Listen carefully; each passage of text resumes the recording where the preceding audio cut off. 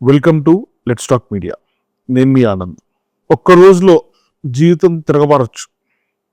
ఒక్క రోజులో లైఫ్లో ఏవైనా జరగచ్చు. ఇలా జరిగి ఆవేదనకు చెంది పాలిటిక్స్లోకి వచ్చిన ఒక యూత్ కాంగ్రెస్ లీడర్, ప్రస్తుతం Indian youth Congress spokesperson Shri Avunuru Raj Kumar గారితో ఉన్నాం. ఆయన ఎందుకు పాలిటిక్స్లోకి వచ్చారు, వచ్చిన తర్వాత ఆయన ఎంచుకున్న పార్టీ పవర్లోకి వచ్చిన తర్వాత ఆయన ఎలా ఫీల్ అవుతున్నారు, ఇప్పుడు ప్రస్తుత పొలిటికల్ జెండాస్ అండ్ సినారియో ఎలా ఉందో ఆయనతో మాట్లాడి తెలుసుకుందాం. Hello sir. థ్యాంక్ యూ అన్న. సార్, ఇప్పుడు మీరు Indian youth Congress leader, spokes person leader. జనరల్గా అసలు యూత్ కాంగ్రెస్ ఆర్ ఒక పార్టీ యువజన విభాగానికి ఏం పని ఉంటుంది? యువజన కాంగ్రెస్ ముందుగా మీ అందరికీ నమస్కారం. థ్యాంక్ యూ నాకు ఈ అవకాశం ఇచ్చినందుకు. మొట్టమొదటిగా నేను రాజకీయాల్లోకి రావడానికి గల కారణం నా సమస్యలే. ఓకే. నా సమస్యలు పరిష్కారం చేసే వాళ్ళు నాకు కనిపించలేదు. ఓకే. ఇలా నాలాగే ఎంతోమంది యువకులు వారి సమస్యలు ఎవరో పరిష్కారం చేస్తారు అని ఎదురు చూస్తూ ఉంటున్నారు. వాళ్ళందరి కోసం నేనెందుకు నిలబడద్దు అని సమస్యల్లోంచి నేను ముందుగా రాజకీయాల్లోకి వచ్చిన. ఓకే. ఇక ఇండియన్ యూత్ కాంగ్రెస్ విభాగం అనంటే నేను పనిచేసే క్రమంలోనే నన్ను పోస్ట్ భరించింది.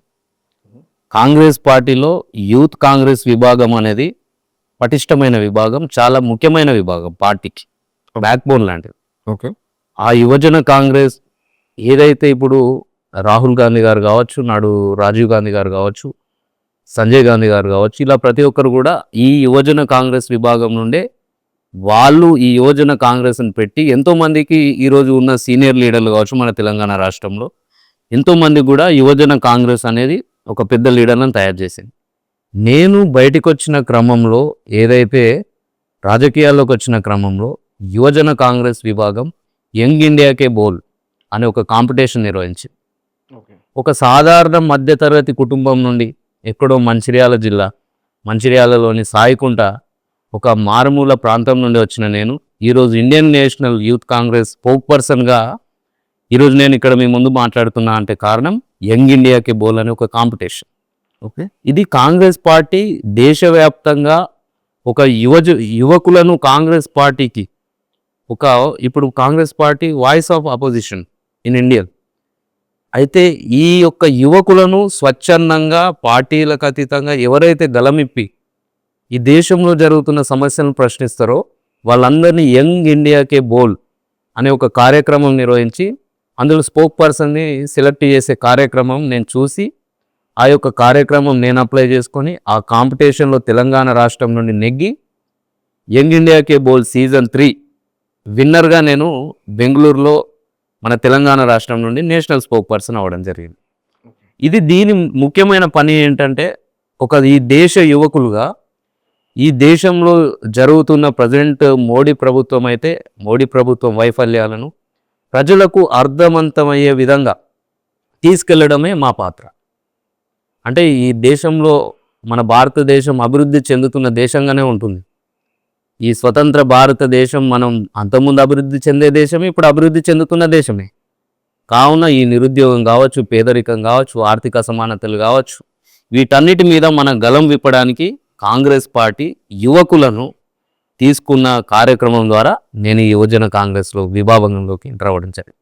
ఇప్పుడు నాకు ఎప్పటి నుంచో డౌట్ సార్. ఇప్పుడు జనరల్గా ఇలా అఫీషియల్ పొజిషన్స్ ఉన్న వాళ్ళకి పాలిటిక్స్లో వీళ్ళకి సాలరీస్ ఏమైనా ఉంటాయా? ఇది ఫుల్ టైం పాలిటిక్స్ చేయాల్సి వస్తుంది. అవును. అంటే వీళ్ళకి సాలరీస్ ఉండవు, కేవలం అభిమానమే చేయాల్సి వస్తుంది. How do they feed themselves or their family? మంచి ప్రశ్న. చాలామంది మీతో పాటు నేను చాలామంది అడిగే ప్రశ్న ఇదే. ఓకే. అసలు ఏం చేస్తున్నావు, ఎక్కడ ఉంటున్నావు, అసలు ఎలా సర్వైవ్ అవుతున్నావు అని చాలామంది అడుగుతారు. రాజకీయాలు అనంటే ప్రస్తుతం ఎవరైతే వారసత్వంగా రాజకీయ నాయకుల కుమారులు ఉన్నారో వాళ్ళు ఎంట్రీ అవ్వడం అనేది వాళ్ళకి చాలా సులువు. అవును. ఎట్ ద సేమ్ టైం డబ్బు ఉన్న వాళ్ళకి కూడా రాజకీయాలు ఎంట్రీ అవ్వడం చాలా సులభం. Correct. కానీ ఇక్కడ నాకు రెండు లేవు. అటు వారసత్వంగా రాజకీయంగా మా కుటుంబ సభ్యులు లేరు. ఎట్ ద సేమ్ టైం నిరుపేద కుటుంబం నుండి వచ్చిన నేను సమస్యల నుండి రాజకీయాల్లోకి నెట్టబడ్డా. నేటి వరకు అదే సమస్యల్లో నేను పోరాటం చేస్తున్నా.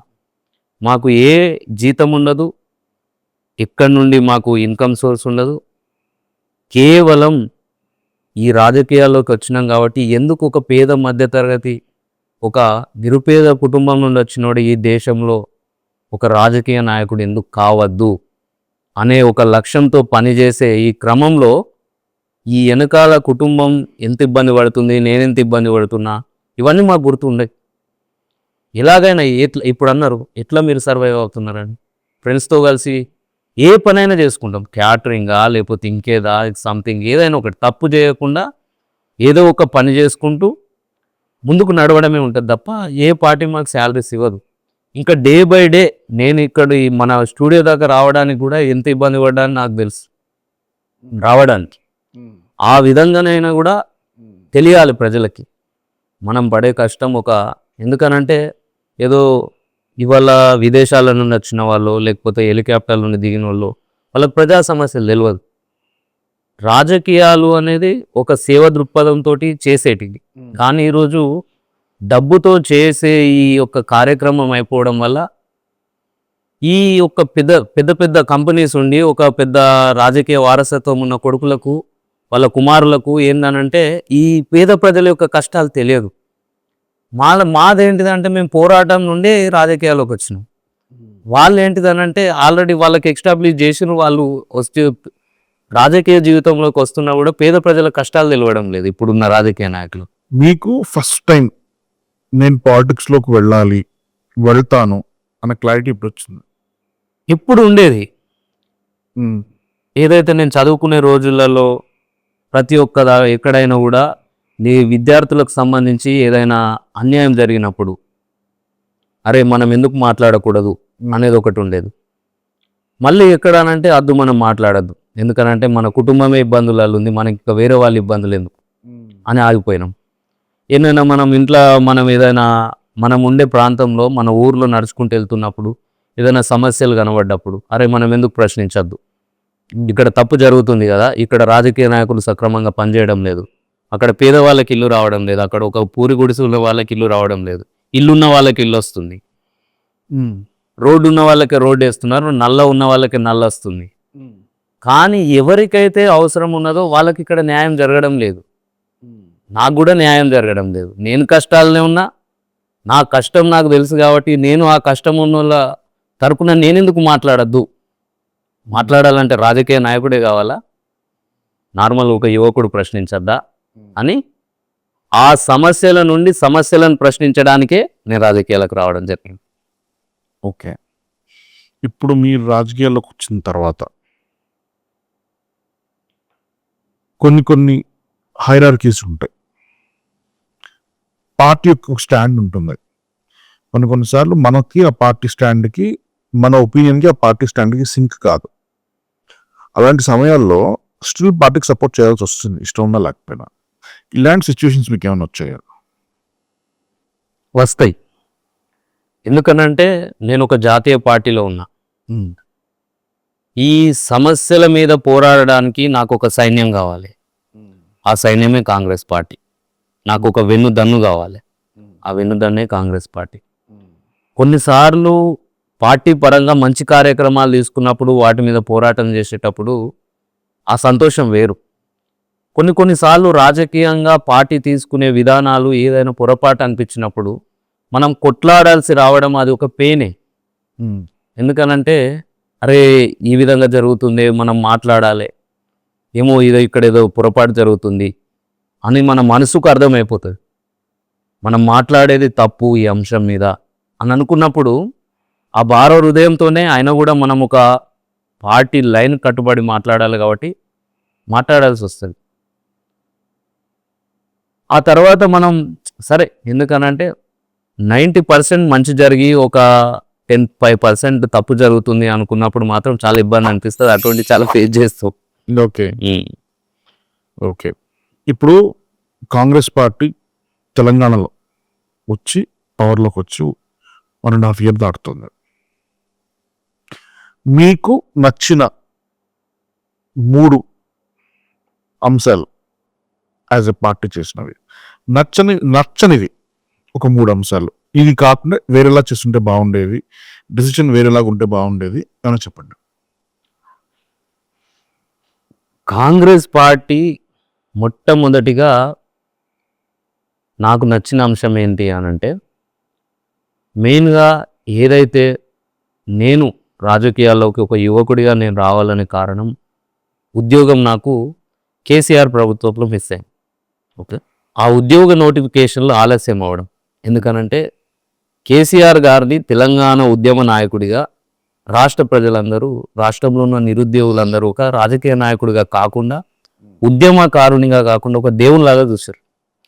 సర్వం సమస్యలతోటి నిండున్న ప్రజలకు కేసీఆర్ ఒక దైవంలాగానే కనబడ్డాడు. ఎలక్షన్స్లోకి రాకముందు, పార్టీలోకి రాకముందు కేసీఆర్ మీరు కూడా అలాగే చూసారా?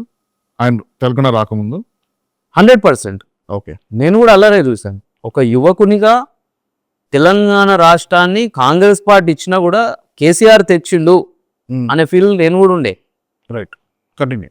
కేసీఆర్ నాకు అప్పుడు ఆ సమయంలో నాకు ఏ విధంగా కనబడ్డాడు అని అంటే, మాది మా తాతలు అప్పుడు మా తాత కాంగ్రెస్ పార్టీ కోటేయమనే చెప్పేది, మా నాన్న కాంగ్రెస్ పార్టీ కోటేయమనే చెప్పేది. నా తరం వచ్చేసరికి నేను ఎందుకు ఇది మారవాలి నాన్న మన ఓటు ఈసారి అని చెప్పిన. ఎందుకనంటే తెలంగాణ రాష్ట్రాన్ని ఇచ్చిన దానికంటే కొట్లాడి తీసుకొచ్చిన పార్టీకి మనం ఓటేయాలి అని ఒక చెప్పిన. ఎందుకంటే అప్పుడు నేను రాజకీయాలకు రాలేదు. అలా చెప్పి మా కుటుంబ నిర్ణయాలన్నిటిని మార్చి నేను కేసీఆర్కే ఓటేపించిన, నా మొట్టమొదటి ఓటు. కానీ కేసీఆర్ గారు తీసుకునే నిర్ణయాలన్నీ నన్ను చాలా కలిచివేసినాయి, తప్పకుండా కలిచివేసినాయి. ఎందుకనంటే అరే మనం ఎక్స్పెక్టేషన్స్ ఉండే, ఇతను తీసుకోపోయే విధానం వేరుంది.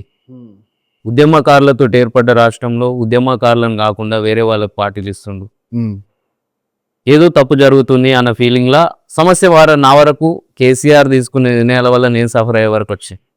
ఏ విధంగానంటే నోటిఫికేషన్ లేట్ కావడం, ఆ నోటిఫికేషన్ ఎదురు చూడే ఆవేదన, హైదరాబాదు వరంగల్ లాంటి ప్రాంతాల్లో కోచింగ్ సెంటర్లలో ఉండి అద్దె రూములలో ఉండి చదువుతుంటే పెరిగిన భారం, ఇవన్నీ కూడా బాధ అనిపించింది. సరే, మీరు ఒక ప్రశ్న అడిగినారు కాంగ్రెస్ పార్టీకి సంబంధించి. కాంగ్రెస్ పార్టీ తీసుకున్న నిర్ణయాల్లో నోటిఫికేషన్లు సక్రమంగా ఇస్తుంది. ఒక నిరుద్యోగిగా నేను పరీక్ష రాయకుండా నాలాంటి యువకులు కోచింగ్ సెంటర్లలో వాళ్ళ కుటుంబాలను వదిలి, వాళ్ళున్న ప్రాంతాలను వదిలి, అమ్మ చేతి వంటను కాకుండా ఎక్కడో హాస్టల్లో చేసే వంట తినుకుంటూ అసలు నోటిఫికేషన్స్ వస్తాయా రావా అనే ఒక భయం భ్రాంతిలో బ్రతికే నిరుద్యోగ యువకులకు కాంగ్రెస్ పార్టీ వచ్చిన వెంటనే ఇప్పుడు 60,000 ఉద్యోగాలు నింపింది. అది నాకు చాలా బాగా నచ్చింది. అదేవిధంగా ప్రతి చిన్నప్పటి నుండి మనం రేషన్ బియ్యం షాప్ దగ్గరకు పోతే మనం అనుకునేది, అబ్బా ఈ బియ్యం కూడా సన్న బియ్యం అయితే ఎంత మంచిగా ఉండు, ఏగవ అయితే అర బియ్యం. ఆ సన్న బియ్యం అనేది ఎట్లా పోతారు, ఆ షాపులలో పోతారు. కానీ రేషన్ షాపులు అంటే దొడ్డు బియ్యమే. అదొక డ్రీమ్. ఈరోజు ఆ డ్రీమ్ ఫుల్ఫిల్ అయిపోయింది. ప్రతి రేషన్ షాపులో సన్న బియ్యం ఇస్తున్నారు. ఇది నాకు వ్యక్తిగతంగా మంచిగా అనిపించింది. ఓకే. మూడోది, ఆడబిడ్డలకు, మాకు ఒక చెల్లుంది, మాది పేద కుటుంబం. కొన్నిసార్లు ఛార్జ్కి డబ్బులు లేక మా చెల్ల కాలేజీకి వెళ్ళడానికో స్కూల్కి వెళ్ళడానికో ఒక వెనక్కి తిరిగి ఆలోచన చేసి, డబ్బులు ఇవ్వన్నాయా, డబ్బులు కావాలి, డబ్బులు లేవు నాన్న, నేను ఇవాళ కాలేజీకి పోనేమో, నేను ఇవాళ స్కూల్కి పోనేమో. ఇవాళ అటువంటి బిడ్డలకు ఒక ఆధార్ కార్డు తీసుకొని వాళ్ళు ధైర్యంగా వాళ్ళు వెళ్ళి బస్సు ఎక్కి కూర్చుంటున్నారు. సరే, ప్రతిపక్ష పార్టీగా బీఆర్ఎస్ పార్టీ జరిగి కొన్ని అవకతవకలు చూపెడుతుందేమో. నేను చూసేది ఏంటంటే, నా చెల్లిలాగా బాధపడే అవసరం లేకుంటే ఎంతోమంది చెల్లెలు ఇలా బస్ ఎక్కి ఫ్రీగా ఉచితంగా వాళ్ళు చదువుకోవడానికి కాలేజీకి. స్టూడెంట్ పాస్లు ఫ్రీ కాదా సార్? అప్పుడు లేదు. స్టూడెంట్ పాస్లు తెలంగాణలో ఫ్రీ కాదు. స్టూడెంట్ పాస్లు ఉన్నా కూడా కొన్ని సందర్భాలలో ఓకే. కొంతమంది ఆడబిడ్డలకు ఎట్లుంటుందంటే, వాళ్ళు అక్కడ పాస్లు వెళ్ళి నిలబడి ఆ పాస్ తీసుకునే ప్రాసెస్ వాళ్ళకి తెలియదు. బట్ అప్పుడు ఆ సమయంలో వాళ్ళకి ఏదంటే అప్పుడు ఆటోలే లేదు, బస్సులే లేకుండా ఆటోకు డబ్బులు లేవనో లేకపోతే బస్సుకు డబ్బులు లేవనో ఆగిపోయే సందర్భాలు ఉండే. అట్లా ఎంతోమంది ఆడబిడ్డలు చదువుకు దూరమైన పరిస్థితులు ఉండే. ఇవాళ అటువంటి ఆడబిడ్డలంతా కూడా ధైర్యంగా వెళ్తా ఉన్నారు బస్సులో. అప్పుడప్పుడు కొంతమంది ఎస్సీ ఎస్టీ బీసీ హాస్టళ్లలో ఉండే ఆడబిడ్డలు వాళ్ళు ఉండే ప్రాంతం ఒకటైతే వాళ్ళు ఒక హాస్టల్లో ఉంటారు కాబట్టి హాస్టల్ ఉన్న ప్రాంతం నుండి వీళ్ళు కాలేజీకో స్కూల్కి వెళ్ళే ప్రాంతంలో ఈ క్రమంలో వాళ్ళు రోడ్ల మీద నడుచుకుంటూ వెళ్ళే క్రమంలో ఎంతోమంది ఆకతాయిలు వాళ్ళను ఏడిపించేది. అరే చూడరా ఇట్లా పోతుండ్రో అది ఆ భయం ఆ లోపల ఉండి చాలామంది ఆడబిడ్డలు ఆ స్కూలుకు పోకుండా అదే హాస్టల్లో ఉండే పరిస్థితులు ఉండే. ఎందుకనంటే అంత దూరం నడవాలి, మనం ఉండే కాలేజీ దగ్గర నుండి మనం ఇంకొక ప్రాంతానికి మనం వెళ్ళాలి అంటే నడుచుకుంటూ వెళ్ళే క్రమంలో ఎంతోమంది ఎవరేమంటారో ఎవరేం చేస్తారో అన్న భయంతో కూడా చదువుకోకుండా ఇవాళ అటువంటి ఆడబిడ్డలంతా కూడా ధైర్యంగా వెళ్ళి రోడ్డు దగ్గర వెళ్ళి నిలబడుతున్నారు. వాళ్ళకి బస్సు వస్తుంది ఎక్కించు. ఎంతోమంది ఆడబిడ్డలు షాపులలో పనిచేసే ఆడబిడ్డలు ఇవాళ చాలామందికి కూడా వాళ్ళకు వచ్చే శాలరీ కొంత అయితే వాళ్ళకు పోయేది ఎక్కువ ఉంటుంది. ఎందుకంటే ఛార్జెస్ ఇవాళ వాళ్ళకి కదా ఆదా అవుతుంది. అంటే కాంగ్రెస్ పార్టీ తీసుకునేది ఒక పేదలకు ఈరోజు ఒక లబ్ధి జరుగుతుంది. అది నాకు సంతోషం అనిపిస్తుంది. ఎందుకంటే ఏ ప్రభుత్వం అయినా కూడా అవసరాలు తీర్చాలి. పేదల కడుపు నింపినప్పుడే ఆ ప్రభుత్వం పనిచేస్తుంది అని అర్థం. డబ్బున్నోడికి డబ్బు ఇస్తే ఇంకా పేదోడు ఎట్లుంటాడు? ఆయనకి డబ్బు అవసరం లేదు, అవసరాలు లేవు అతనికి. డబ్బున్నైనకు లేని వాళ్ళకి అవసరాలు తీర్చినప్పుడే ఆ ప్రభుత్వం ఇలా ఈ 200 యూనిట్ల విద్యుత్ కావచ్చు, 920 రూపాయలు బిల్లు వచ్చినా కూడా ఇలా జీరో కరెంట్ బిల్ వస్తుంది. చాలామంది ఆ 920 రూపాయలు మా అంటోళ్ళకు కూడా కష్టమే. ఇలా మాకందరికి ఉచితంగా వస్తుంది కదా, అంతే కదా. 500 1000 రూపాయలు 926 రూపాయలు గ్యాస్, 940 రూపాయలు వాడి ఇంక ఎక్స్ట్రా తీసుకుంటాడు. అటువంటిది ఒక 500 మనకు 500 సిలిండర్ వస్తుంది. అది ఎంతో కొంత ఆదాయింది కదా. ఓ మెడికల్ షాప్కో సరే మిగిలిన 400 రూపాయలతోటి అత్యవసరమైన సమయంలో వాళ్ళ బిడ్డలకు బ్రెడ్ కొనుక్కోవడానికో ఒక కేజీ 3-4 కేజీలు బియ్యం తీసుకోవడానికి ఉపయోగపడుతున్నాయి. ఆరోగ్యశ్రీ లాంటిది మనం వెళ్ళినప్పుడు ఇన్ని రోజులు 5 లక్షలు ఉండి ఇప్పుడు అది 10 లక్షలకు పెంచింది. 5 లక్షలు అయిపోయిందంటే నిమ్స్ లాంటి హాస్పిటల్ కావచ్చు, సూపర్ మల్టీ స్పెషల్ హాస్పిటల్ అయిందంటే అమ్మాయి వెళ్ళిపోండి ఇక మీరు డబ్బులు కట్టాలి. ఇవాళ ఇంకొక 5 లక్షలు పెంచి 10 లక్షల వరకు అది వెళ్ళిపోతుంది. ప్రతి నియోజకవర్గానికి ఒక ఇప్పుడు సోషల్ వెల్ఫేర్ లాంటి స్కూల్స్, యంగీడర్ రెసిడెన్షియల్ స్కూల్స్ కడుతున్నారు 125 కోట్లతోటి. సూపర్ మల్టీ స్పెషాలిటీ హాస్పిటల్స్ మా ప్రాంతం, మా మంచిర్యాల ప్రాంతంలో మాకు సూపర్ మల్టీ స్పెషాలిటీ హాస్పిటల్ లేక ఏదైనా మంచిర్యాల నుండి హైదరాబాద్కు ఒక 236 కిలోమీటర్ల దూరం ఉంటుంది. మాకు అక్కడ ఎక్కడ కూడా సూపర్ మల్టీ స్పెషాలిటీ హాస్పిటల్ లేదు. ఓ 200 పడకల ప్రభుత్వ ఆసుపత్రి ఉండే. మా ప్రాంతంలో మా జిల్లాలో ఎక్కడ యాక్సిడెంట్ అయినా కూడా ఈ 240 కిలోమీటర్లు 30 కిలోమీటర్లు ఆ యాక్సిడెంట్ అయిన వాళ్ళని తీసుకొని వచ్చే క్రమంలో ఎన్నో ప్రాణాలు వేయి. ఇలా మాకు సూపర్ మల్టీ స్పెషాలిటీ మంచిర్యాల ఆసుపత్రి వచ్చింది. ఆ ఒక బాబు గంటలు తీసుకొస్తే బ్రతికేది, ఒక 10 నిమిషాల్లో తీసుకొచ్చిన బ్రతికేది, ఓ అర్ధ గంటలు తీసుకొచ్చిన బ్రతికేది. ఇలా అలాంటి ప్రాణాలు ఎన్నో బ్రతుకుతాయి. ఓ డయాలసిస్ సెంటర్ కావచ్చు, అదేవిధంగా ఏదైనా హార్ట్ సంబంధించి ఏ చికిత్స అయినా కూడా సూపర్ మల్టీ స్పెషాలిటీ హాస్పిటల్ ఇలా మాకు ఆడ రావడం వల్ల ఎన్నో ప్రాణాలు బ్రతుకుతాయి.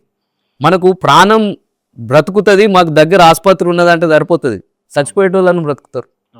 అదే మనం అయ్యో మనం ఇంకా అంత దూరం ఆసుపత్రి పోవాలా అనే ఆలోచన ఉన్న బ్రతికే వ్యక్తి కూడా చనిపోతాడు భయంతో. ఇలా భయాన్ని కాంగ్రెస్ పార్టీ తీసి అది నచ్చింది. 3 నచ్చని విషయాలు చెప్పండి. నచ్చని విషయాలు ఏంటిదంటే మొట్టమొదటి ఇన్ని మంచి చేస్తున్నా కూడా వీటిని ప్రజలలో చెప్పుకోలేకపోతున్నాం సక్రమంగా, అది నచ్చడం లేదు నాకు ఫస్ట్. ఓకే. 2, ఏదైతే కాంగ్రెస్ పార్టీ ఇవాళ అధికారంలోకి వచ్చింది అనంటే, నాడు కేసీఆర్ అధికారంలోకి వచ్చిందంటే సబ్బండ వర్గ ప్రజలు ఉద్యమం చేసి ప్రాణత్యాగాలు చేస్తే కేసీఆర్ అనే ఒక ఉద్యమకారుడు నాయకుడైన ముఖ్యమంత్రి అయిన ఎట్ ద సేమ్ టైం కేసీఆర్ను ఓడగొట్టింది కూడా అదే సబ్బండ వర్గ ప్రజలు. ఆ సబ్బండ వర్గ ప్రజలు మళ్ళీ గెలిపించింది కాంగ్రెస్ పార్టీ. ఆ సబ్బండ వర్గ ప్రజలందరికీ న్యాయం చేయడంలో, ఉద్యమకారులను గుర్తించడంలో మా పార్టీ ఇంకొంచెం చొరవ తీసుకోవాలి, కొన్ని మంచి నిర్ణయాలు తీసుకోవాలి. ఓకే. అదేవిధంగా ఇలా హైడ్రా కావచ్చు, మూసీ రివర్ ఫ్రంట్ కావచ్చు, అదేవిధంగా హెచ్సియు లాంటి నిర్ణయాలు కావచ్చు, వీటన్నిటిని ప్రజలకు ముందస్తుగా వాటి ఉద్దేశాన్ని ప్రజలకు స్పష్టంగా చెప్పడంలో మేము ఒక వెనుకడుగు వేస్తున్నాం. తీసుకునే నిర్ణయం మంచిదైనా, దాని ఉద్దేశం మంచిదైనా, ప్రజలకు చెడు వెళ్తుంది అనంటే మనం చెడు చేసిన వాళ్ళం అవుతున్నాం. కాబట్టి కొన్ని ముఖ్యమైన ప్రజలకు సంబంధించిన నిర్ణయాలు తీసుకోవడంలో, ప్రజలకు వివరించడంలో విఫలమవుతున్నామని మాకు అనిపిస్తుంది. మంచి నిర్ణయాలు తీసుకునే నిర్ణయాలు మంచిగా, దాని వెనకాల ఇంటెన్షన్ బాగానే ఉంది, హక్కు ఉంది, చేయాల్సింది ప్రభుత్వంగా. కానీ ప్రజలకు ముందస్తుగా దాన్ని వివరించి దాన్ని ఒక వే ఆఫ్ మనం ఒక పని చేసే విధానాన్ని సక్రమైన వేళ తీసుకెళ్లడంలో కొంచెం వెనుకబడుతున్నాం అనిపిస్తుంది. నాకు ఇది ఇంకొక వర్షన్ ఉంది బేసిక్గా. ఇప్పుడు మనకు ఒక వైపు ఏమో మిస్ వరల్డ్ కాంపిటీషన్స్ జరుగుతున్నాయి, ఇంకో వైపు ఏమో సీఎం గారు వచ్చి అప్పు పుట్టట్లేదు, చెప్పులెత్తుకు పోయేవాళ్ళని చూస్తున్నారు అంటున్నారు. దీనివల్ల తెలంగాణ ఇమేజ్ ఏ డైరెక్షన్లో పోతుందో అర్థం కావట్లేదు. ఎందుకంటే వరల్డ్స్ మోస్ట్ రినౌండ్ కాంపిటీషన్స్ జరుగుతున్నాయి. మన దగ్గర హైదరాబాద్లో సింగపూర్ని, మలేషియాని, తైవాన్ని తలపించే భవనాలు ఉన్నాయి. At the same point of time ఈయన మాట్లాడుతుంటే వాటిల్లో ఇన్వెస్ట్మెంట్ పెట్టడానికి వచ్చి ఒక 4 జాబ్స్ క్రియేట్ చేసేవాళ్ళు స్టేట్ ఆర్థిక పరిస్థితి బాగాలేదు, ఎక్కువ ట్యాక్స్లు పడవచ్చు, ఎక్కువ ఫైన్స్ పడవచ్చు కమింగ్ డేస్లో అనే ఇంటెన్షన్తో ఇన్వెస్ట్మెంట్లు చేయకుండా వెనక్కి వెళ్ళిపోయే అవకాశం లేదంటారా? మంచి ప్రశ్న. ఇప్పుడు మన కుటుంబం అనేది ఆర్థికంగా చితికిపోయి ఉన్నది, చాలా సమస్యలతో నిండిపోయి ఉన్నది. అది స్పష్టంగా చూసే వాళ్ళకి అనిపిస్తుంది. అయినా కూడా ఇంటికి వచ్చే బంధువులను మాత్రం మనం గౌరవిస్తాం. వచ్చినప్పుడు చికెన్ తీసుకొచ్చడో, లేకపోతే వాళ్ళకు సరే మనం తినకున్న వాళ్ళకు ఒక పూట మనము పస్తులుని కూడా వచ్చిన బంధువులకు, వచ్చిన అతిథులను అరుచుకొని వాళ్ళకి కావాల్సింది పెట్టి మర్యాదలు చేసి పంపిస్తాం. అట్లని చెప్పి మా ఇంటికి బంధువులు వచ్చారు కదా అని చెప్పేసి వాళ్ళని కూర్చుని ఇగో నాకు ఇన్ని అప్పులుని ఇంత వడ్డీ కడతాను, నా దగ్గర ఇక మీరు వచ్చింది కదా నేను చికెన్ తీసుకురాని పప్పు పెడతానంటావా అనం.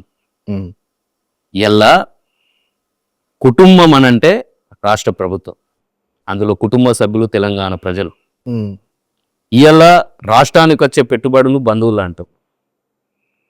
తెలంగాణ రాష్ట్ర ప్రజలకు ఒక కుటుంబ పెద్దగా ముఖ్యమంత్రి గారు చెప్తున్నాడు, మనం ఆర్థికంగా లోటు ఉన్నది, మనం కొన్ని ఖర్చులు తగ్గించుకోవాలి, కొద్దిగా పద్ధతిగా ఉండాలని చెప్తున్నాం. అదేవిధంగా రాష్ట్రానికి వచ్చే అతిథులను, రాష్ట్రంలో పెట్టుబడులు వచ్చినప్పుడు వాళ్ళని గౌరవిస్తున్నాం. ఇప్పుడు కూడా సేమ్ అదే జరుగుతుంది. రాష్ట్రం ఆర్థికంగా 8 లక్షల కోట్లు అప్పైంది. మనము ఏ కోరికలు కోరితే ఏమైతాం, మనం ఇంకా కూడా అప్పుల పాలయ్యే అవకాశం ఉంది అనే ప్రజలకు వివరిస్తూనే ఈ అప్పుల నుండి తెలంగాణ రాష్ట్రాన్ని బయటపడేయడానికి ముఖ్యమంత్రి గారు ఏం చేస్తున్నారు, ఈ మిస్ వరల్డ్ కాంపిటీషన్ అనేది కూడా మనకు అతిథులు లాంటిదే. ఈ యొక్క మిస్ వరల్డ్ కాంపిటీషన్ అనంటే ప్రపంచం మన యొక్క భారతదేశంలో హైదరాబాద్ మన వైపు చూసేలా చేసింది. ఈ ప్రపంచ సుందరీకరణ పోటీల వల్ల 105 దేశాలకు చెందిన ప్రతినిధులు మన దేశానికి వచ్చి ఈ యొక్క కాంపిటీషన్ మనకు జరగడం వల్ల కూడా మన రాష్ట్రం, మన హైదరాబాద్ ప్రతిష్ట అనేది ఈరోజు ప్రపంచానికి తెలిసి మన రాష్ట్రం వైపు పెట్టుబడులు తీసుకురావడానికి ఇది ఒక ఈజీ వే ఆఫ్ ఇన్వెస్ట్మెంట్స్ అనేది మేము అనుకుంటున్నాం. సరే, మరి రాష్ట్రం అప్పులో ఉన్నదని ముఖ్యమంత్రి గారు చెప్పిండని చెప్పేసి మిస్ వరల్డ్ కాంపిటీషన్ మనం ఏది చేయకుండా, రాష్ట్రానికి ఎవరిని ఎటువంటి ఈవెంట్ చేయకుంటుంటే ఏమవుతుంది, ఇంకా కూడా మన రాష్ట్రానికి కిందికి తీసుకున్నట్టయితే కదా. ఇప్పుడు ప్రపంచ సుందరీకరణ పోటీలు జరిగినాయి, అందులో విజేతను ప్రకటించడం, సక్సెస్గా నిర్వహించడం. సరే, చిన్న ఎక్కడైనా కూడా అట్లా జరుగుతాయి. అటువంటివి కాకుండా కూడా మనం ఒక తెలంగాణ రాష్ట్రం నుండి మన హైదరాబాద్ రాజధానిలో భారతదేశాన్ని రిప్రజెంట్ చేస్తూ ప్రపంచ సుందరీకరణ పోటీలను, ఈరోజు మిస్ వరల్డ్ పోటీలను గ్రాండ్గా నిర్వహించి తెలంగాణ రాష్ట్ర ప్రభుత్వం భారతదేశానికి ఈరోజు ఒక మంచి పేరు తీసుకొని వచ్చింది అని అంటే అది మన సక్సెస్గా.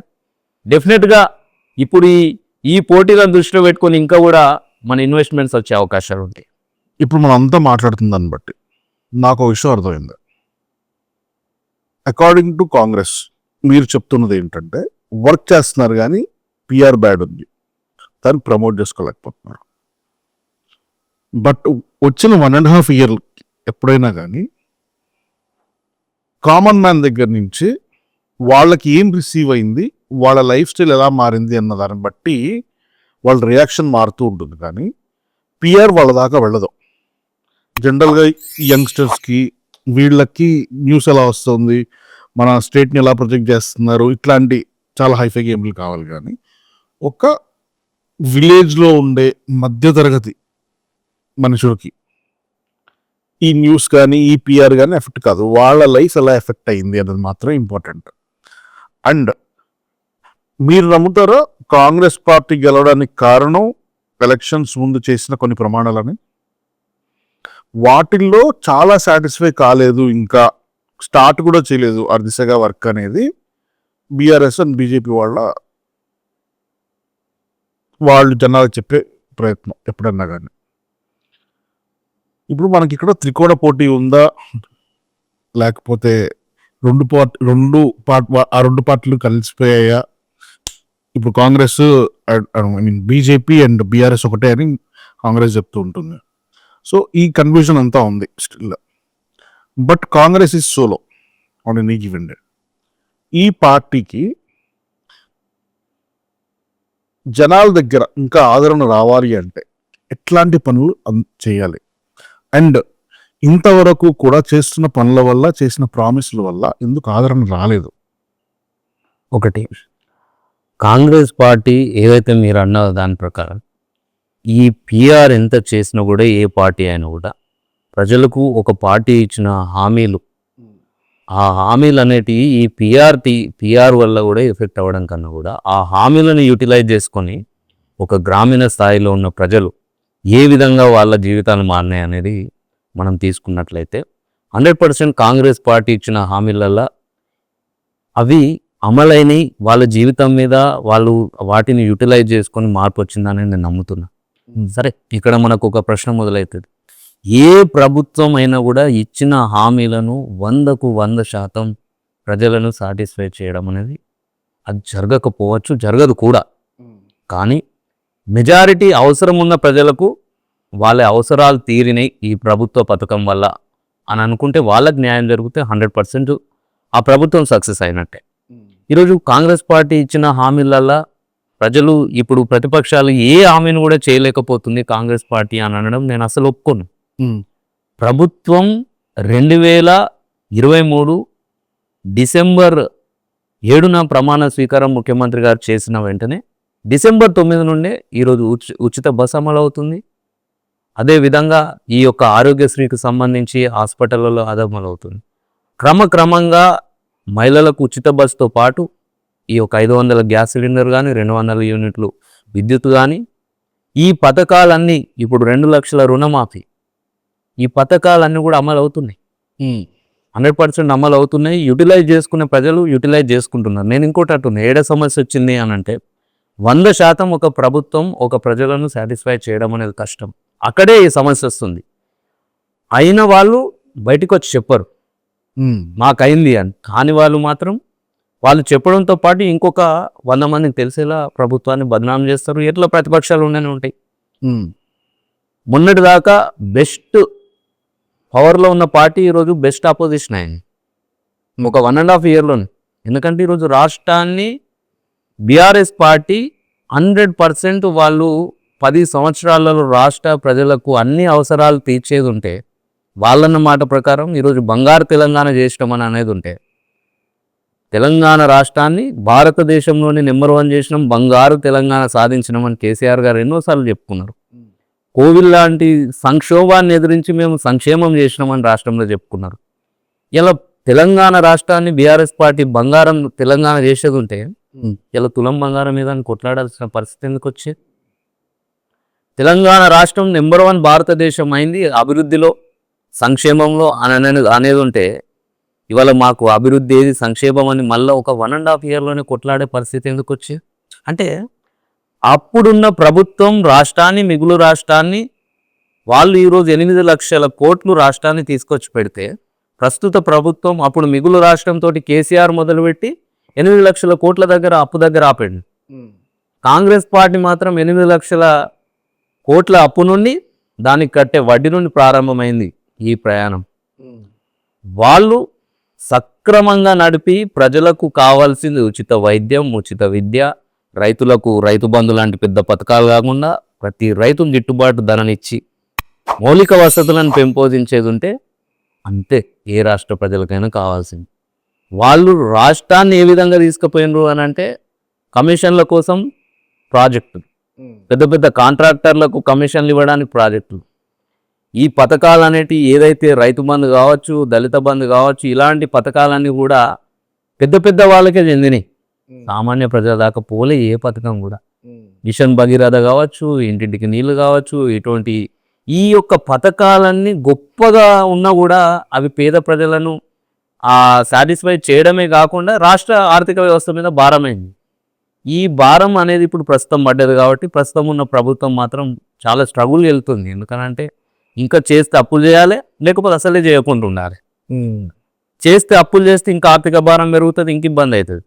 అందుకని ఆలోచన చేసుకుంటూ పోతుంది. కాబట్టి కాంగ్రెస్ పార్టీ సమస్యల మీద కొట్లాడొచ్చింది, సమస్యలతోనే ప్రయాణం కొనసాగుతుంది. అందులోనే మనకు కొంచెం ప్రభుత్వం మీద ఈ విధంగా ప్రజలకు కొద్దిగా జరుగుతుంది. పవర్లోకి రాకముందే కాంగ్రెస్ పార్టీకి స్టేట్ అంటే మీకు నాకు లేకపోతే నాకు as a common man state ఎలా ఉంది, దాని ఫైనాన్షియల్ పొజిషన్ ఎలా ఉంది ఒక ఐడియా లేకపోవచ్చు.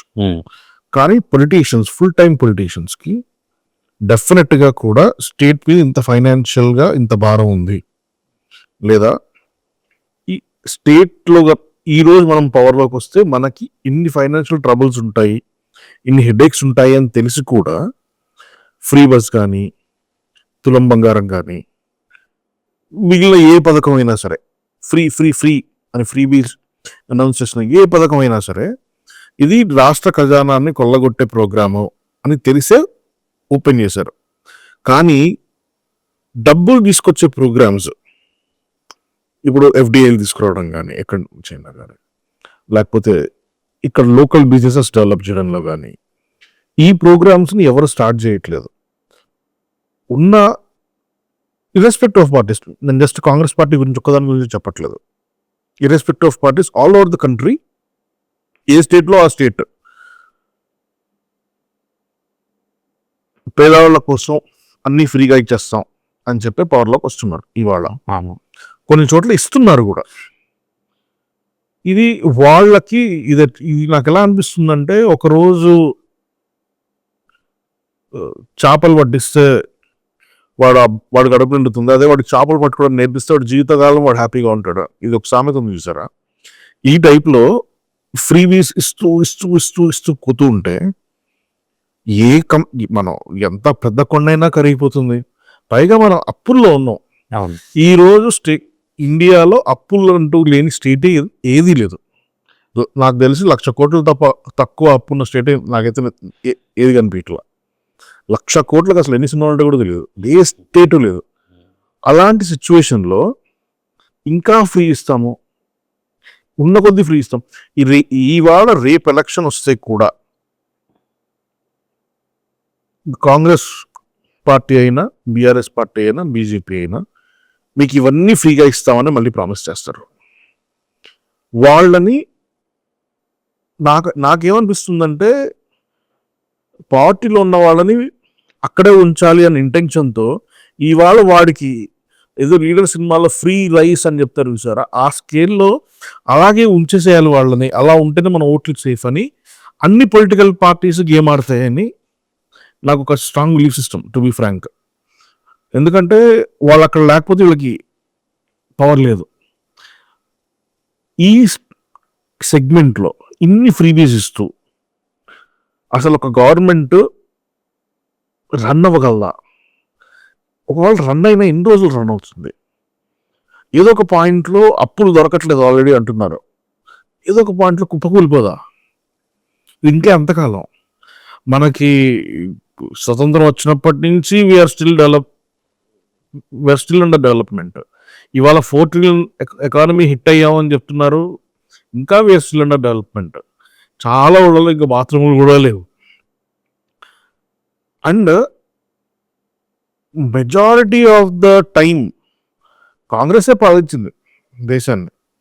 సో ఫ్రమ్ స్క్రాచ్ ఎత్తుకున్నా సరే ఇంకా ఫ్రీగా ఇవ్వాల్సిన అవసరం ఎందుకు వస్తుంది?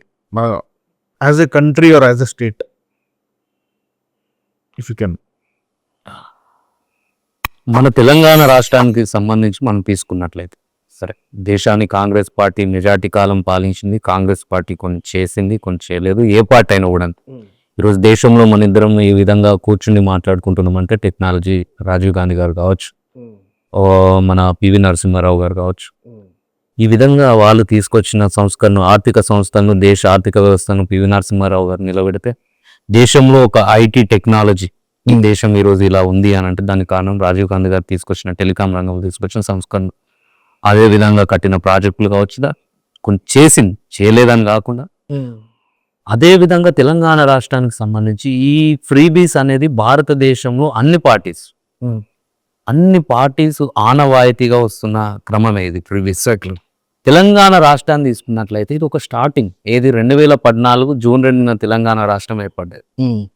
నిజంగానే కేసీఆర్ గారికి వారు ఒక రాజకీయ నాయకులుగా, పరిణితి చెందిన రాజకీయ నాయకులుగా ఈ ఉచితాల ప్రకారం మనం ఎందుకు పోవాలి? ఏ సామాన్య ప్రజలకైనా, ఏ రాష్ట్ర ప్రజలకైనా, ఏ దేశ ప్రజలకైనా కామన్గా కావాల్సిన అవసరాలు ఏంటిది? ఉచిత వైద్యం, ఉచిత విద్య, అదేవిధంగా రైతులకు గిట్టుబాటు ధర, మౌలిక సదుపాయాల అభివృద్ధి. ఇవి చేసినట్లయితే ఆ ప్రభుత్వ విధానాలు, ఆ ప్రభుత్వం కేసీఆర్ గారు అదినికి మొదట బీజం వేసేది ఉంటే ఇలా కాంగ్రెస్ పార్టీ వచ్చినా ఆ బీజం ప్రకారమే నడిచేది ఉండే. కానీ కేసీఆర్ గారు చేసింది ఏంది అని అంటే ప్రజలకు ఉచితంగా, ప్రతి భూమి లేని రైతులందరికీ కూడా, దళితులందరికీ 3 ఎకరాల భూమి ఉచితంగా, 2 ఎకరాలు ఉన్న వాళ్ళకు ఇంకొక ఎకరం కలిపి 3 ఎకరాలు చేస్తాం, అసలే లేని వాళ్ళకి 3 ఎకరాలు ఇస్తాం, ఇంటింటికో ఉద్యోగం ఇస్తాం, మా కోటిస్తే దళితుని ముఖ్యమంత్రి చేస్తాం, KG to PG ఉచిత విద్య ఇస్తాం, ఇంటింటికి నల్లాలు ఇస్తాం. ఈ విధంగా ఉచితాలే. ఆ విధంగా ఆయన ఉచిత పథకాలు పెట్టి భారతదేశంలో ఎక్కడ లేని విధంగా మేము ఈరోజు రైతు బంధు అనే పథకాన్ని, బృహత్కర పథకాన్ని తీసుకొచ్చినాం. రైతుకు భూమి ఉంటే చాలు, ఆ భూమికి మేము ఎకరాకు 6,000 ఇచ్చేస్తాం. ఈ విధంగా ఆ రైతు బంధు తీసుకురావడమే తెలంగాణ రాష్ట్రానికి ఒక పెద్ద దెబ్బగా నేను భావిస్తా. మీరు 12,000 ఇస్తా ఉంటున్నారు కదా ఇప్పుడు. ఒకటి ఈ యొక్క 6,000 అనంటే 2018లో ఎన్నికల ముందు కేసీఆర్ గారు 12,000 కోట్లతోటి మొదటి విడత 12,000 కోట్లతోటి ఈ రైతు బంధు కార్యక్రమాన్ని హుజూరాబాద్లో ప్రారంభించి, ఆ 12,000 కోట్లతోటే తెలంగాణ రాష్ట్రంలో ఉన్న ప్రభుత్వ పాఠశాలలన్నిటిని, వైద్యశాలలన్నిటిని బాగు చేసే కార్యక్రమం కేసీఆర్ గారు తీసుకొని ఉండేది ఉంటే ఈరోజు బాత్రూములు లేని బడులు ఉండపోవు, పెచ్చులూడి పడే ఆసుపత్రులు ఉండపోవు తెలంగాణ రాష్ట్రంలో. ఎందుకు ఆ కార్యక్రమం తీసుకోలేకపోయాడు? 2018 ఎలక్షన్ ముందు రైతులందరికీ ఆ బీడు భూమి అయినా సరే, పంట వండినా పండకున్నా మనకి పట్టుంటే చాలు దానికి 6,000 పడేసాడు. దీనివల్ల రాష్ట్రంలో కేసీఆర్ ఉన్నప్పుడు భూములకు ధరలు బాగా పెరిగినాయి. అంటే కారణం ఏంటి? పంట పండించి రైతు ఆ పంటను తింటే దానికి విలువ రాలే. అది కొండ ప్రాంతమైనా, వెంచర్ అయినా, గుట్టలైనా, అది పొరకలైనా, ఏదైనా కూడా దానికి రైతుకు పైసలు పడేసరికి రైతు ఆటోమేటిక్గా భూమి ధరలు వచ్చేసినాయి. మళ్ళీ కేసీఆర్ గారు ఏ విధంగా ప్రచారం చేసినారు? మళ్ళీ నన్ను ఓడగొడితే ప్రజలారా మీకు దళిత బంధు రాదు, రైతు బంధు రాదు, ఉచిత కరెంట్ రాదు, మీకు ఇంటింటికి నల్ల నీళ్ళు రావు, ఇది రాదు, ఇది రాదు. అదే ఆయన చేసిన పథకాలన్నిటి మీద ఇవన్నీ చెప్పేసిండు. దాంతో కాంగ్రెస్ పార్టీకి అదే అవసరం ఏర్పడ్డది. అయ్యో మేము మా కోటేరు మళ్ళీ ప్రజలు, మేము దళిత బంధు ఇస్తామనాలి, రైతు బంధు ఇస్తామనాలి, రైతు బీమా ఇస్తామనాలి. నీ ఉనికిని కోల్పోవాల్సిన పరిస్థితి ఏర్పడుతుంది. ఇదే క్రమం. అంటే ఎలాగైనా పవర్లోకి రావాలి అని ఇంటెన్షనే కదా సార్ ఇది. 100%. ఒకరు పవర్ను కాపాడుకోవడానికి లేనిపోని కోరికలు ప్రజల మీద నెట్టు పెడితే పవర్లోకి రావాలనుకునే వాళ్ళు దానికి మించి నేను 100 రూపాయలు ఇస్తా అంటే నేను 200 ఇస్తా నా కోటి అనే పరిస్థితి వచ్చింది. కానీ మీరన్నట్టుగా మార్పు జరగాలి అని అంటే ఏ ఒక్క పార్టీ, ఏదైనా ఒక పార్టీ, ఈ కాంగ్రెస్ పార్టీ కావచ్చు, బీఆర్ఎస్ కావచ్చు, వీటన్నిటిని మనం మార్చుకొని, మేనిఫెస్టో మార్చుకొని తెలంగాణ రాష్ట్రంలో ప్రజలకు కావాల్సిన ఈ ఉచిత వైద్య, విద్య, ఈ రైతులకు మెజారిటీ మనది వ్యవసాయ ఆధారిత ప్రాంత ప్రజలు ఉంటారు కాబట్టి ఈ వ్యవసాయానికి గిట్టుబాటు ధర ఇస్తే ఈ రైతు బంధులు అవసరం లేదు, ఈ పెద్ద పెద్ద పథకాలు అవసరం లేదు. ప్రతి ఒక్కరు ఒక ఈ రోజు మెజారిటీగా మనకు పోయే ఖర్చు ఒక ఎంత ఒక నిరుపేద కుటుంబమైన పూర్తిగా దీనస్థితిలోకి తీసుకుపోయేది ఏంటంటే పిల్లలకు స్కూల్ ఫీజులు, విద్య, సడన్ వైద్యం, సడన్గా ఎవరికన్నా ఇప్పుడు చిన్న కుటుంబంలో ఒక వ్యక్తికి ఒక హార్ట్ అటాక్ వస్తే ఆ కుటుంబానికి మొత్తం హార్ట్ అటాక్ వచ్చినట్టే. అవును. ఈ విధంగా వీటిని మనం ఉచితంగా ఇవ్వలేకపోవడం వల్ల ఈరోజు ప్రజలు సంపన్నులు కాలేకపోతున్నారు, ప్రజలు సంతోషంగా ఉండలేకపోతున్నారు, రాజకీయ నాయకులు సంతోషంగా ఉండలేకపోతున్నారు. రాజకీయ నాయకులు సంతోషంగా ఉండలేకపోతున్నారు. ఎందుకు ముఖ్యమంత్రి గారికి ఈరోజు ఎందుకు ఆయన ఒక రాష్ట్ర ముఖ్యమంత్రి, రాష్ట్రానికి పెద్దన్న లాంటోడు, నన్ను గోసుకొని ముక్కలు చేసినా కూడా నా దగ్గర ₹1 లేదని చెప్పే పరిస్థితి ఎందుకు వచ్చింది? ఆయన హ్యాపీగా ఉన్నాడా? వాళ్ళు హెలికాప్టర్లో తిరుగుతుంది, మంచి మంచి ఏసీ కార్లలో తిరుగుతుంది, వాళ్ళ ముఖం మీద చిరునవ్వు ఉండలేదు. మన రాష్ట్ర ఖజానా ఎంత, మన ఆర్థిక మన బలం ఎంత, మనం ఏం చేయాలి, ఏం ఇవ్వాలి ప్రజలకు అనేది ఆలోచన మన నాయకుల లోపల వచ్చి దాన్ని ప్రజలు యాక్సెప్ట్ చేస్తే ఈ పరిస్థితి మనకు. నాకు ఢిల్లీలో ఒక ఫ్రెండ్ ఉన్నాడు, అతను చెప్తాడు అనమాట, ministers or ministers anyone who handles finances, chief minister అయినా వేరే మినిస్టర్స్ అయినా, ఒకసారి వాళ్ళు జెన్యున్గా వాళ్ళ పని వరకు వాళ్ళు చేస్తే ఇంకొకసారి మళ్ళీ లోకి రావాలి అని అనుకోరు వాళ్ళు. అంత మెంటల్ టార్చర్, మెంటల్ ప్రెషర్ ఉంటాయి పాలిటిక్స్లో. ఎందుకంటే you are not even fighting for your own self, you are fighting for someone. వాళ్ళెవరో నీకు కనపడేటప్పటికీ వాళ్ళెవరో నువ్వు చూడలేవు, కానీ వాళ్ళు తిడతారు, అది మాత్రం దాగి వస్తుంది. థ్యాంక్లెస్ జాబ్ చాలా పాలిటిక్స్ అనేది. I agree with him, politics అనేది థ్యాంక్లెస్ జాబే. కానీ యాజ్ ఎ సిస్టమ్, మన సిస్టంలోనే పొలిటీషియన్స్ అనే వాళ్ళందరూ దొంగలు అన్నట్టుగా డిజైన్ అయిపోయింది. పాలిటిక్స్లోకి వెళ్ళాలి అంటే యూత్ వాళ్ళ ఫ్యామిలీస్ 10 సార్లు ఆలోచించే పరిస్థితికి వచ్చింది. పాలిటిక్స్లో ఉన్న వాళ్ళని క్వశ్చన్ చేయాలంటే దాదాలను క్వశ్చన్ చేయాల్సినట్టు భయపడే పొజిషన్ వచ్చింది. ఇప్పుడు మీరు చెప్పినట్టు ఒకళ్ళ నుంచి ఒకళ్ళు పవర్లోకి రావాలి అంటే వీడు ₹10 ప్రామిస్ చేస్తే వాడు 12, వాళ్ళు ఇంకొకళ్ళు 15 ప్రామిస్ చేయాల్సి వస్తుంది. అసలు నాకు చాలాసార్లు అనిపిస్తుంది అనమాట, సుప్రీంకోర్టు ఇట్లాంటి వాటి మీద ఎందుకు యాక్షన్ తీసుకోదు, సుమోటో కేసు తీసుకోవచ్చు కదా. ఒక్క లా పాస్ చేస్తే మీరు ప్రామిస్ చేసింది కనుక ఇయ్యలేదో, ఎలక్షన్స్ ముందు కరెక్ట్గా 6 నెలల ముందు ఈ చెప్తారు కదా ఈ ప్రామిసరీస్ అన్ని, కరెక్ట్గా 6 నెలల ముందు మీరు ఇప్పుడు ప్రామిస్ చేసేది కనుక నెరవేర్చకపోతే తీసుకెళ్ళి జైల్లో పడేస్తామంటే ఒక్కళ్ళు కూడా ఫ్రీ ఇస్తాము, ఇవి చేస్తాం అవి చేస్తాం ప్రామిసులు లేరేమో అని. స్టిల్ చేసిన ఆశ్చర్యపోకర్లా, ఆ కేసు పడినప్పుడు చూసుకోవచ్చులే, ఎందుకంటే ఇండియాలో కేసు ఎప్పటికీ తేలదు కాబట్టి. మనం ఇంకా as a country law restriction figure out చేయలేదు, లాని ఫిగర్ అవుట్ చేయలేదు. మన దేశంలో ఆన్ అన్ యావరేజ్ ఇంకా 800 రోజులు పడుతుంది కేసు ఫిగర్ అవుట్ అవ్వాలి అంటే. అలా అవ్వకుండా ఉన్నవి కొన్ని లక్షల కేసులు పెండింగ్లో ఉన్నవి. పోలీస్ వ్యవస్థను ఫిగర్ అవుట్ చేయలేదు. చాలా మందికి అసలు పోలీస్ వ్యవస్థ ఎలా ఫంక్షన్ అవుతుందో తెలీదు. గవర్నమెంట్ దాదాలు అన్నట్టు బిహేవ్ చేస్తుంటారు, భయపడుతుంటారు. పోలీసులు అంటే భయం పోయి ఫ్రెండ్లీ పోలీసింగ్ రావాలని నేను ఎక్స్పెక్ట్ చేయను. కానీ అట్లీస్ట్ వాళ్ళు ఎవరి కోసం పనిచేస్తున్నారు, దేనికోసం పనిచేస్తున్నారు అన్న జనాల క్లారిటీ వచ్చి ఉండాలి. ఈ పాటికి ఇన్నేళ్ళు అయిపోయిన తర్వాత కూడా ఇంకా బాత్రూములు లేక గవర్నమెంట్ మీద డిపెండ్ అయ్యి 4 ట్రిలియన్ ఎకానమీ అని మనం చక్కగా గుద్దుకుంటున్నాం ఇదే దేశంలో, ఇంకా తిండి లేక ఇవాళ చనిపోయిన వాళ్ళు కూడా చాలా మంది ఉంటారు. నాకు తెలిసి హైదరాబాద్లో ఏ సిగ్నల్ దగ్గర బెగ్గర్స్ సిగ్నల్స్ ఉండవేమో. నాట్ జస్ట్ హైదరాబాద్, వదిలితే ఇండియాలో ఏ స్టేట్లో అయినా సరే బెగ్గర్స్ సిగ్నల్స్ కనిపించవు. ఏదో అక్కడ గవర్నమెంట్స్ ఏవో కొన్ని యాక్షన్స్ తీసుకొని చేస్తారు తప్ప. ఇక్కడ ఇంకా జాబ్ తెచ్చుకోవాలి అంటే సరిపోయే స్కిల్ సెట్ ఉన్న ఎడ్యుకేషన్ రావట్లేదు. ఇక్కడ ఇంకా నా ఫ్యామిలీ సేఫ్గా ఉంటుంది, నేను ఒక బాగా చదువుకొని ఒక మంచి పొజిషన్ తెచ్చుకొని ఒక ఉద్యోగం చేసుకుంటుంటే నా ఫ్యామిలీ సేఫ్గా ఉంటుంది అన్న హోప్ లేదు. అందుకే చాలామంది ఇంకా వలస వెళ్ళిపోతున్నారు. ఇప్పుడు వాళ్ళు కూడా వెనక్కి వచ్చే పరిస్థితి ఉంది. మనం ఏఐ అని, రోబోటిక్స్ అని, సోలార్ పవర్ అని ఇంకా పరిగెడుతుంటే ఇంకొక వైపు జనాలు ఈరోజు నాకు తిండి నడిస్తే చాలరా బాబు అన్న పొజిషన్లో చాలామంది ఉన్నారు. ఇవన్నీ మనం మాట్లాడుకుంటూ కూర్చుంటే బాధగా అనిపిస్తుంది చూడ్డానికి. అరే ఎందుకు ఇంకా మన కంట్రీ ఇంత బ్యాడ్ స్టేట్లో ఉంది అని. కానీ యాక్షన్ తీసుకునేది ఎవరు?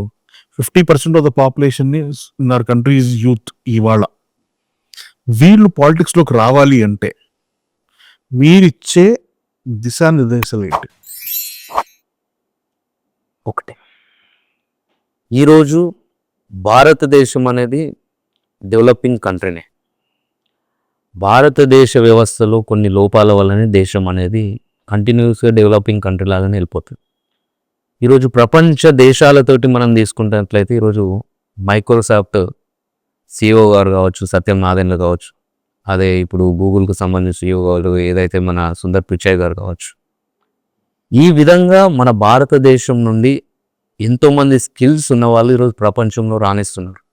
కానీ మన దేశంలో రాణించలేకపోతున్నారు. దానికి గల కారణం ఏంటంటే ఇప్పుడు భారతదేశానికి సంబంధించి అన్ని వ్యవస్థలను రూల్ చేసే వ్యవస్థ పొలిటికల్ వ్యవస్థ. కరెక్ట్. ఈరోజు ఒక మన భారతదేశంలో అత్యున్నత పోస్ట్ ఏదైతే ఉంటుంది అది IAS, ఇండియన్ అడ్మినిస్ట్రేటివ్ సర్వీస్ దగ్గర నుండి సుప్రీం కోర్టు జడ్జి వరకు కూడా ప్రతి దాన్ని కూడా శాసించే వ్యవస్థ రాజకీయ వ్యవస్థ. అదే ఒక చిన్న స్థాయి ఉద్యోగం, ఒక అటెండర్ స్థాయి పోస్టుకు కూడా ఒక ఏజ్ లిమిటేషన్ పెట్టి అతనికి ఒక విద్యార్హతలు నిర్వహిస్తున్నాం. ఒక అటెండర్కి ఏజ్ ఉంటుంది, ఒక అటెండర్కి వయసు పరిమితి ఉంటుంది, ఏజ్ పరిమితి మన ఏంటిది ఉద్యోగ పరిమితి ఉంటుంది. కరెక్ట్. కానీ ఒక రాజకీయ నాయకుడికి మాత్రం ఇక్కడ ఉద్యోగ పరిమితి ఉండదు, ఏజ్ పరిమితి ఉండదు, విద్యార్హత ఉండదు.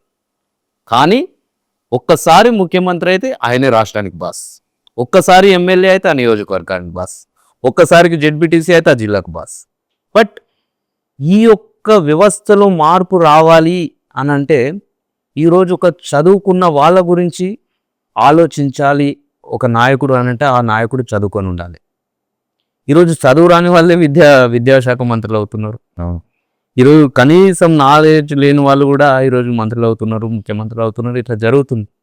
దేశం అనేది వెనక్కి పోవడానికి కారణం మొదటదే. ఇంత పెద్ద వ్యవస్థను నడిపే ఒక నాయకునికి కనీస విద్యార్హతలు ఉన్నాయా? దానికి సంబంధించిన నాలెడ్జ్ ఉందా? దానికి అర్హుడా అనేది మనం నిర్ణయించుకోలేకపోతున్నాం. ఉందా? నిర్ణయం జరగాలి.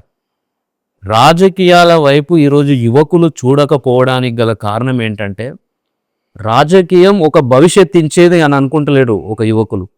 రాజకీయాల వైపు చూస్తే మన భవిష్యత్తు నాశనం అవుతుంది, భవిష్యత్తు ఉండదు అనుకుంటున్నారు. ఉండదు, అసలు ఉండదు, మనం అటు వెళ్ళొద్దు అనుకుంటున్నారు. కాబట్టి ఆ నమ్మకాన్ని ప్రజాప్రతినిధులు తీసుకొని రావాలి అనంటే ఒక స్టూడెంట్ స్థాయి నుండి ఒక నాయకుడు దేశానికి ప్రాతినిధ్యం వహించే స్థాయికి వచ్చినప్పుడు మాత్రమే తాను కూడా తనలాంటి వాళ్ళని తీసుకొని రావాలనుకుంటాడు తప్ప అది జరగదు.